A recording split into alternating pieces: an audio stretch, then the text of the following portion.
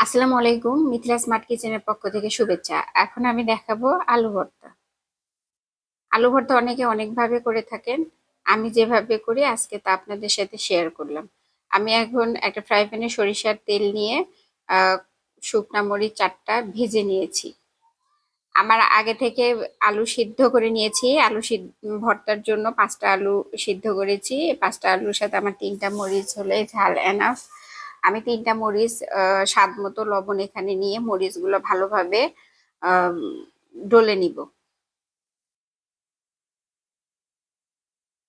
এরপর আমি আলুর সাথে মরিচগুলো ভালোভাবে মেখে নিব। আর দেখতে পাচ্ছেন আমার মাখা শেষ।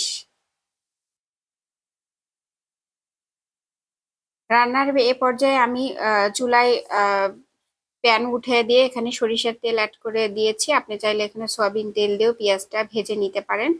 আর সামান্য পরিমাণ আদা কুচি অ্যাড করেছি, দিয়ে আমি হালকা বাদামি করে ভেজে নিব।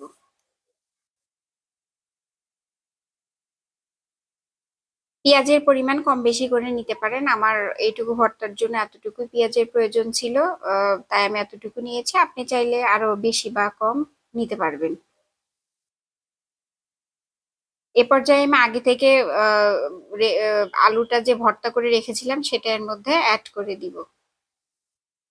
এরপর আমি পেঁয়াজের সাথে ভালোভাবে নাড়াচাড়া করে মিশিয়ে নিব। 3 থেকে 4 মিনিট মিডিয়াম আছে।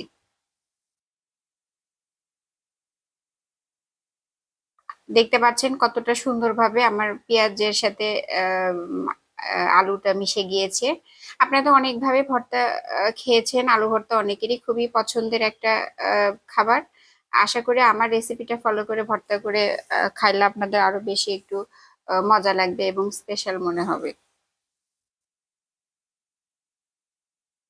আর মিথিলা স্মার্ট কিচেন যদি ভালো লাগে অবশ্যই আমার চ্যানেলটি সাবস্ক্রাইব করবেন, লাইক কমেন্ট করে পাশে থাকবেন। দেখতে পাচ্ছেন আমার আলু ভর্তাটা কত সুন্দর সফট মসৃণ হয়েছে।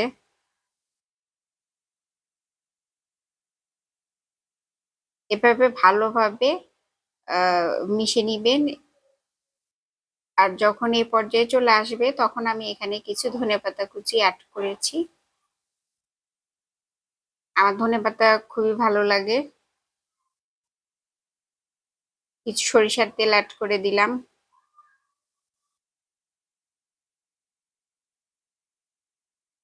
যারা ধনেপাতা পছন্দ করেন না তারা কি স্কিপ করতে পারেন। আর যারা পছন্দ করেন তারা আরো বেশি করে অ্যাড করে নিতে পারেন।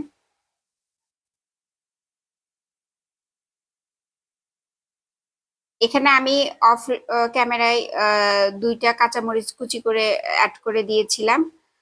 আপনারা কিন্তু অবশ্যই কাঁচামরিচ কুচি করে অ্যাড করে দিবেন। দেখতে পাচ্ছেন আমার ভর্তাটা রেডি। আল্লাহ হাফেজ।